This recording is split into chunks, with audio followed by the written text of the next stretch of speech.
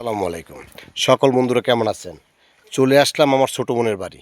তো ছোট বোনের বাড়ি ঢোকার আগেই তার বাড়ির সামনে যে আমের বাগানটা, এইটা চোখে পড়ার পরে বাড়ির ভিতরে ঢুকি নেই, আগে আমের বাগানে চলে আসলাম। এই যে আপনাকে দেখাচ্ছি। আসলে আমাদের দেশে এরকম আমটা কমই দেখা যায়। তারপর আমার বোন এই যে অনেকগুলো গাছ লাগাইছে আমার ভগ্নিপতি।